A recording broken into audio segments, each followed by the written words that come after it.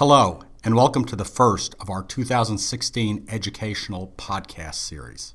I'm Bill Barron, co-founder of ITAD Technologies. Today's topic is, have certifications and new standards changed how businesses dispose of their technology? My guest is Bob McCarthy of Green Eye Partners. Bob, thanks for your time today. Hey, thank you for having me. Great. Before we jump into the topic at hand, can you take a few minutes and tell us a little bit more about yourself and Green Eye Partners? Absolutely, I would love to. Green Eye Partners is a small consulting firm that is strictly focused on the electronics recycling and refurbishing industry. We're kind of unique that way because we're not working with manufacturers, we're not working in the medical device field. The only thing that we do from a consulting perspective is all of our work is for electronics recycling and electronics refurbishers. We help companies become certified to the different electronics recycling and refurbishing standards. We help companies manage their proper downstream due diligence to make sure that the product is being handled the right way, all the way down to final destination, which means the smelter. And then we also help companies perform their internal audits to make sure that within their own company, things are happening that their way that they're supposed to based upon their own management system. Um, we we became who we are um, because five of us decided that, you know what, all of us currently work in the recycling refurbishing industry, but we saw a need that, wow, there are a lot of recycling and refurbishing facilities and resellers that want to do things the right way, but they don't know how. And they didn't truly understand some of the risk associated. They didn't understand how to become certified to allow the Fortune 500s to feel good about sending their product. And as a result, we got together and created Green Eye to help companies not only here in the States, but internationally as well, do the right things for off-network technology. Perfect. Thank you for that. Bob, I don't know about you, but my experience is that terminology is very important in business. And when speaking to corporations, you hear a lot of different words associated with this issue. You hear the word e-waste or recycling, asset disposition, off-network technology, just to mention a few. Can you take a moment and explain, in your opinion, the differences in those terms? Yeah, I'd be happy to. It's one of the things that I have seen over the last 15 years is the fact that e-waste and e-cycling have become the words to many different um, e-recyclers and refurbishers as a catch-all word. When someone says e-waste, or if you're talking to a recycler or refurbisher, and they say the word e-waste, in their head, they're meaning everything from the stuff that's 10 years old all the way up to equipment that maybe a Fortune 500 company has been using for 6 months. They took it off network. They no longer have a need for it. Maybe there's a layoff. Maybe there's an acquisition of some sort. For whatever reason, that facility or company no longer has a need for it, and they need to get rid of it. Branding yourself as e-waste, e-cycling, I think really pigeonholes company though, because there's a disconnect. What I have seen is this. The recyclers and the refurbishers are going around saying we do recycling and we handle companies' e-waste. What they're meaning to say is, hey, we can help you with all your end of life equipment, and we can also help you with your, fresh off network or your off network technology equipment that may be 2 or 3 years old or a year old, and we can help maximize dollars back for you. Unfortunately, for the recyclers and refurbishers, if I'm a CTO or a CIO, I hear the word e-waste. I'm like, fantastic. I'll give you all my stuff that's 10 years old, but these servers, the Cisco network, my storage that is only a couple years old, there's significant value. There is no way I'm going to send that to an e-waste company or a T-cycler. I'd rather send that to a broker.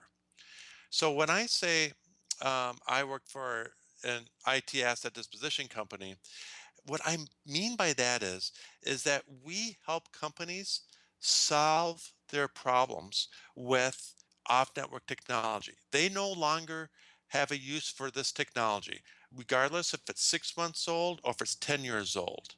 And a true IT asset disposition company will come in, understand the risks associated with that equipment, including the data liability, the environmental liability, protecting the brand and the image of their client.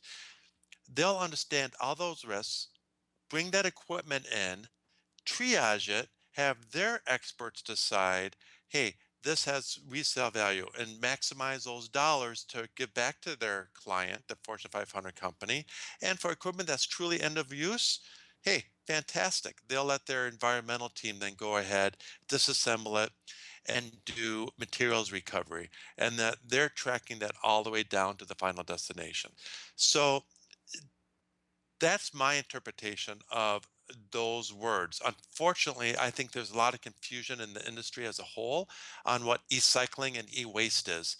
And I, for one, would like to bring clarity to it that e-waste really should mean truly end of life, and that asset disposition is a full solution, a full program to help companies handle their off-network technology.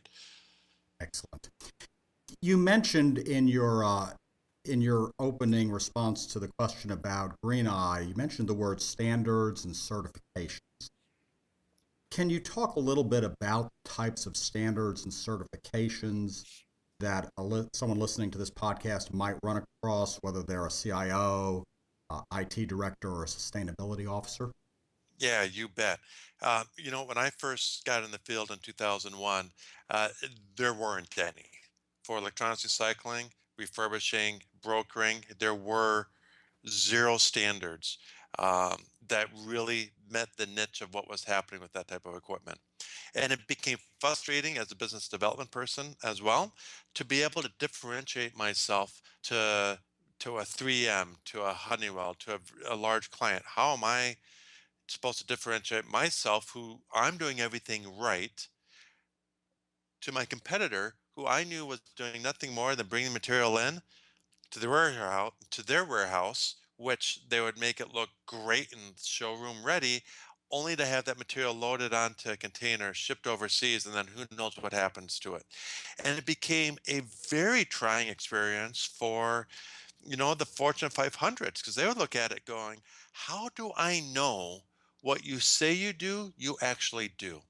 And the great thing is in 2008, the industry recognized that, hey, we need to create a voluntary set of standards that can be audited by a third party to ensure companies that if you use a R2 facility, if you use an e-steward facility, you know that your product is going to be handled appropriately. So in 2008, two standards were created. They're both competing with each other. I'm not going to get into a lot of time about the differences. They're both really great standards. But R2 was born and e-stewards are born. They're both electronics recycling and refurbishing standards. They both require um, a a certified environmental health and safety management system as the foundation to it. So, what is an environmental health and safety management system? Oftentimes you hear of ISO 14001. That's your environmental management system. That's built into eStewards, and to be R2, you require that to be part of your foundation. In addition, R2 also requires you to have a health and safety management system in place. And today that would be OSAS 18001. Another system that people may hear some about is something called ISO 9001. That's a quality system. That is something that a lot of Fortune 500s like to see, because they know that, hey, not only are we saying that we are sanitizing all the dries, but we have a quality system in place to ensure that those dries are indeed being sanitized. The last certification some people may hear of was actually created by ISRI. It's a it's an industry group for the scrap recycling, and what they've done is they created a certification called Rios that's geared towards the scrap industry, and it has components of ISO 14001, which is environmental, 18001 health and safety, 9001 quality, and they combine it all together to make Rios. Regardless of what direction um, recycler or refurbisher decides to go, we want to make sure that you have a strong foundation, and that's having your EHS as your foundation, and then the recycling standards, both R2 and E stewards, are built on top of it. Can you talk a little bit more, Bob, about the type of things that a company would have to go through in order to acquire or be certified, be it R2 or E stewards? What type of things would they be tested for or be audited for that might be important to the individual listening to this podcast? Absolutely. Well, one of the first things a facility needs to do is to be audited to a system, which means you have to create a system. And to create the system makes you really take a hard look at what your facility is currently doing today. You're doing everything from a risk assessment, from an environmental perspective, and a health and safety perspective, not only at your facility, but all the way down your stream. Both standards, R2 and E storage, requires you to think outside of just the four walls of your own facility. But it is what happens to your product all the way down to final destination. Another thing that you'd have to do is to truly understand all your legal requirements at your facility. Not only the health and safety legal requirements, not only your environmental legal requirements, but your data security legal requirements as well. Because if you're working with a hospital, you know what, there could be some HIPAA legal requirements that you're obligated to follow. So as a result, you need to have a true understanding of your legal requirements, and you will be audited to those. You also need to make sure that we have procedures in place to help a company manage their risks, whether they're environmental risks, whether they are health and safety risks, or data security risks. Data security is the number one concern today amongst IT professionals. And as a result, the standards require you to have procedures in place, documented procedures in place that address how are you going to handle data security. What are you going to do when a device that contains data comes into your facility? And not only are you making those procedures, but we need to have documented evidence that you're training your individuals on these procedures and that they are competent to those procedures. An auditor is going to come in and audit that. So we're having a third party set of eyes. So for somebody who's listening to this podcast, the important thing to know is, hey, a facility can say all day long that they do things the right way.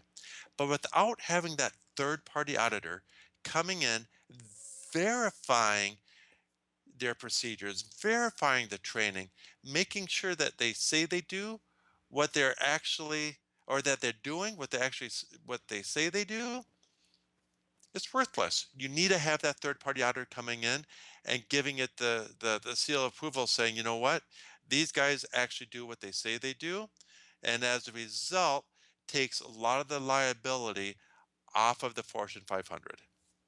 Sensational. I want to follow up and maybe delve a little deeper into the topic of legal issues. There's a myriad of statutory rules, things on the books that affect corporations, particularly larger corporations. Can you kind of give us a summary or tutorial of the different types of legal rules on the books that Yeah, impact businesses? you you bet. I'm sure a lot of the audience today will remember super funds. Super funds were not a fun thing back in the 80s, early 90s. Companies were being asked to spend millions of dollars to clean up sites that existed 20 years ago, even though 20 years ago when they were making their disposal of certain products, it was legal. 20 years later, they're saying, hey, you need to go ahead and clean this up. And the government forces them to clean this up, and as a result, millions of dollars are being spent. The reality of it is that today's Superfund is back. This can affect companies. If you are a very large company and you have a large quantity of electronics and you are giving those to your downstream electronics recycler, refurbisher, broker, and they're not handling it right, and they potentially contaminate the environment, government can come back and go, well, who supplied this recycler with all the electronics? Oh, XYZ company. XYZ, you're responsible for this cleanup. That is a huge risk. The other huge risk is data security. It costs uh, tens of thousands of dollars whenever there's a data security breach. If you're handling equipment that coming in from a hospital, if you're, let's say you're a CTO of a hospital, and you're giving your equipment downstream, whether it's to a broker, a recycler, refurbisher, a combination of those, and you don't know exactly what they're doing with that data, and they're not properly writing that, overwriting and sanitizing that data the right way, that's a huge risk. All of a sudden, there could become a data breach, and there's legal concerns. There's HIPAA rules, Sarbanes-Oxley. There are many different um, legal requirements for how data is contained. There's a Patriot Act. So as a result, it is a very dangerous, in my opinion, a very dangerous thing to send equipment out to a company who doesn't truly understand the legal requirements of how to handle your equipment. Because at the end of the day, it's not the recycler, refurbisher, the broker that's going to be punished. It's going to be the business who sent them that equipment that's going to be punished. And if your name gets tarnished in the media and the logo gets tarnished in the media, how long does that take to recover? Great point, and I think it's an unrecognized risk with a lot of organizations. With that said, Bob, recognizing these rules are on the books, are they? Do you see that they're enforced? Uh, uh, they're definitely being enforced. Every time there is a data breach, especially from HIPAA, and I'll focus on HIPAA because that's a big one that we see fines all the time. It costs tens of thousands of dollars and the millions of dollars if there's a data breach from a HIPAA perspective. It's a big deal. And now we're starting to see some small recyclers, refurbishers, and brokers go out of business. And we're starting to see the government try to figure out, okay, who is responsible for cleaning this up? So yeah, we're seeing that today. It's a newer industry, and the government's starting to catch up to the industry. Interesting. One of the things also I read recently, and you probably are aware of the situation, is that sometimes these rules are federal rules. Other times there are state or municipality rules. Aware of a large Fortune 500 that I think was fined about $25 million the end of last year because there were some unique rules in a certain part of the country. Can you talk a little bit to that? Is that a common thing for there to be unique rules at the state or local level? Yeah, we see that all the time, and it's a risk for the very large companies that have multiple satellite facilities around the country. We see that quite often, and it's very important that no matter whom somebody decides to use as an asset disposition company, that that company that they're working with has a complete understanding of the requirements, not only at the federal level, but at the state level, and even sometimes the county level, and the city level as well, that they truly need to identify what those legal requirements are and that they're being followed. Perfect. I want to go back to something else you were talking about, which is the importance or concerns about information falling into the wrong hands. And again, don't know about you, Bob. My experience is that this is, again, an area where there's not a lot of clarity. at the executive or management level to the risks of off network equipment. Common thing you'll hear is, well, we've wiped our hard drives before they leave the facility. We should be in good shape. What's your observations on that type of a state? Well, first of all, I hate the word should. So whenever I hear somebody say, well, we should be in good shape, that means there is risk involved, right? That is too big of a deal, data security, to allow a should to happen. It needs to happen 100% of the time so that you know that you're in good shape. So when I hear the word wiped, there's a misconception on what wiped is. There's different definitions of it. I was at a very large facility in Mexico that an OEM was actually running. And I asked them about their data sanitation, and they said, well, it takes about 30 seconds. I'm like, really? 30 seconds? They weren't sanitizing those drives. They called them that they're wiping them, but they were in fact just formatting them. And when you format it, you're basically just pointing the drive and saying, okay, read it like this instead. And as a result, all that data is still there. And if somebody knew what they were doing, they could recover all that data. We truly have to understand what exactly is it that your facility that you send this material to, how are they sanitizing that data? Is it just on hard drives? How are they handling solid state hard drives? How are they handling thumb drives? How are they handling your DV-ROMs? I'm looking at all media, cell phones. How are they handling the data on a cell phone? Both standards require you to sanitize data minimally to NIST 800-88. It is the foremost data security standard there today, and it's the most recognized. R2 requires you to follow the NIST 800-88 standard minimally.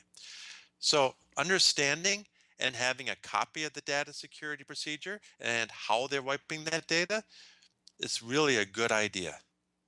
Sensational. I had one comment onto this. I was shocked to read a study recently that said approximately 46% of drives that are wiped actually still have information residing on them. Uh, is that just user error, or is there any other things that you've noticed that organizations do incorrectly? A lot of organizations try to do shortcuts. They don't think anybody will know, and there's been other studies to show that what happens when people buy used electronics off of eBay. eBay is a huge marketplace for used electronics, and that electronics is coming from everywhere. It's coming from Fortune 500s, hospitals, schools, etc. We're finding that over 50% of those hard drives, when given to someone with some little bit of expertise, not a ton, but a little bit of expertise, using easily obtainable software that you can get online, are able to recover data. And it's because companies are cutting corners. If they're not a certified facility, a lot of those companies are cutting corners on making sure that they can do it the fastest way and the least or the most cost effective way possible. They're not always doing what's in the best interest of their clients. It is a big deal. It absolutely is. Going to change directions here a little bit, Bob. We've talked a fair amount about legal risks and information security, but sustainability concerns uh, have made their way onto the kind of the collective radar of American businesses. And often, when people think about this topic, they think about the environment. Can you speak to where that fits into the overall strategy and concerns side by side with legal risks and information security concerns? Yeah, absolutely. I think one of the big risks that a lot of the larger companies have is this, and I've seen this practice happen a lot.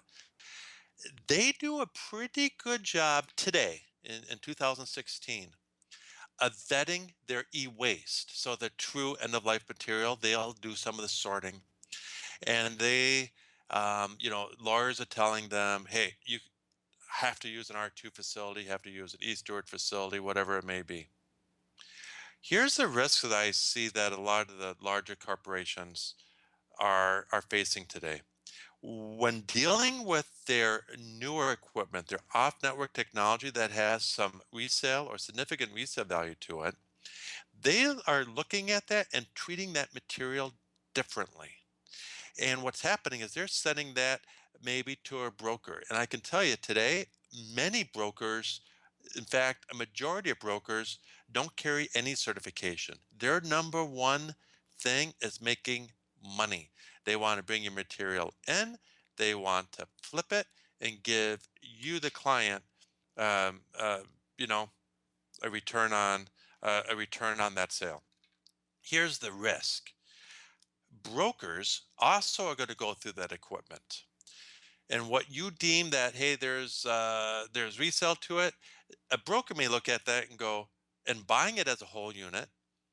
But just like with BMWs, they may say, you know what, I can part this out. I can part out part A, part B, part C, and I can make two times the amount of money if I were to sell as a whole unit.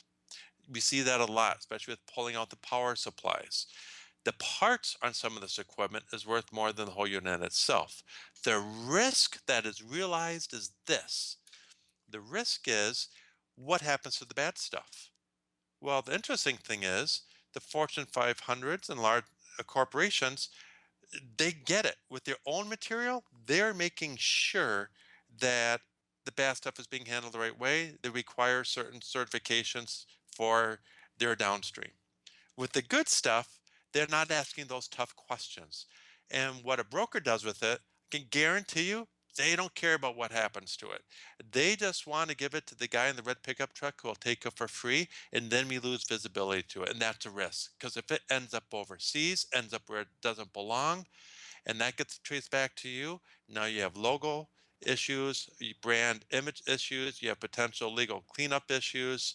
Um, it's a big deal. The second big deal is, how do you know that they're wiping the data effectively? If you're using a certified company, once again, you have third party auditors coming in and auditing you, making sure what you say you do, you're actually doing. There is complete transparency. And I see that as one of the biggest risks that major corporations are missing: the risk of what they're doing with their good resale product. That is helpful. Thank you, sir. And you know what? Sorry to interrupt, but in regards to sustainability, sustainability is a catchword that caught, at the beginning of 2010, 2008, that time frame. It became a great catchphrase.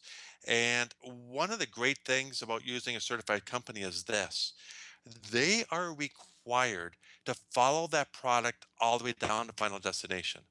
If sustainability is a big deal to a major corporation, and as well as it should be, the type of data that you can get from a certified company is amazing.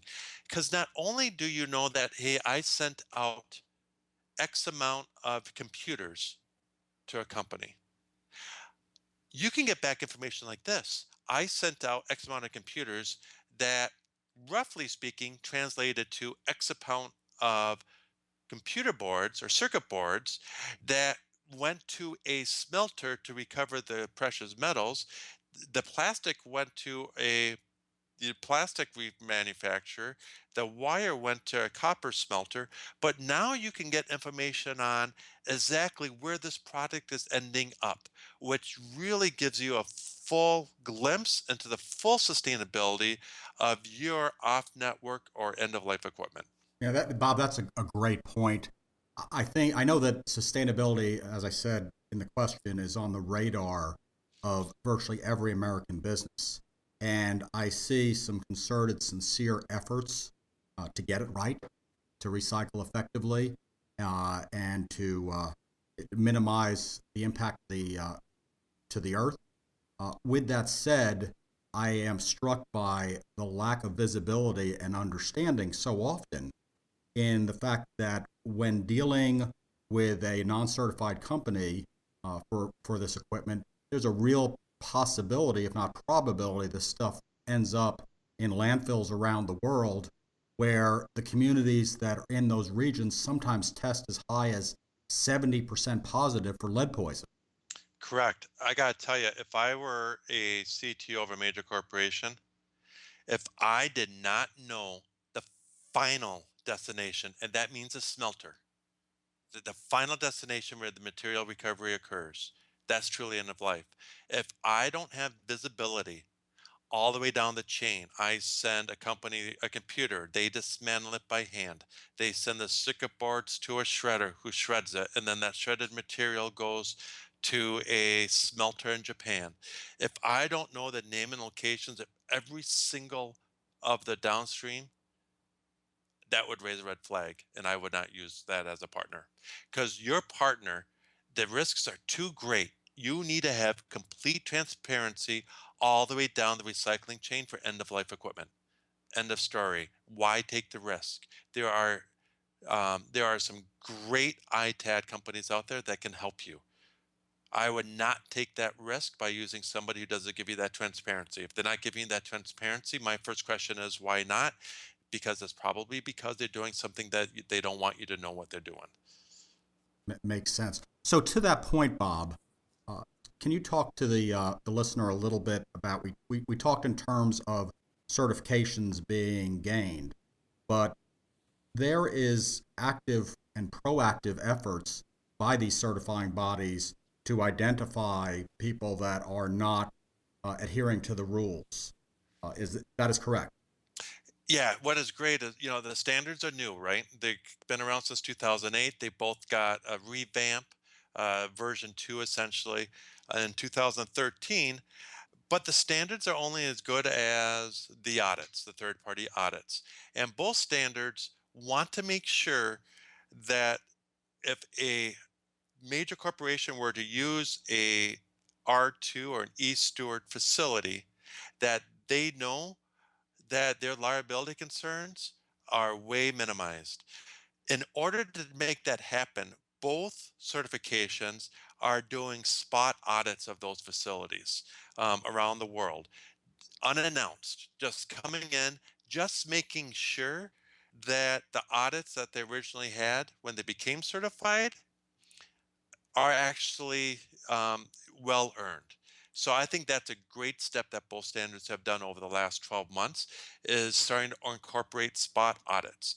If they hear a concern about a specific facility, it's probably a good guess within the next 3 to 6 months, they're going to do an unannounced spot audit of them. Right. Bob, let's for the listener's benefit, let's say that the point has been well made that they should only work with certified organizations, whether it be R2 or e-stewards.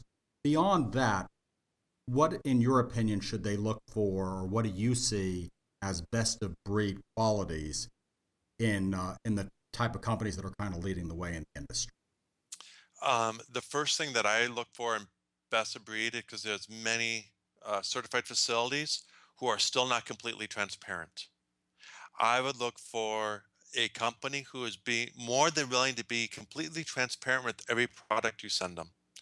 I would look for a company that's able to offer a solution, not just, hey, I can pick up your equipment.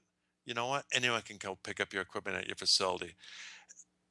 Let your company that you choose to work with, let their people do what they do best to free up your people to do what they do best, and that's make money for their company. And what I mean by that is a great ITAD company is going to be able to offer you services above and beyond just the recycling, just the refurbishing, and the resale of your equipment. That's the easy part. But maybe there's some specific asset tag tracking that can be done. Don't waste your time as a major corporation doing that and having your people do that. They have better things to do. But you know what? A phenomenally strong ITAD company, they have people that can do that for you. Once again, it's a solution that you should be looking for, not just another recycler or refurbisher. Have somebody that's capable of coming on site to do hard drive destruction if you require that.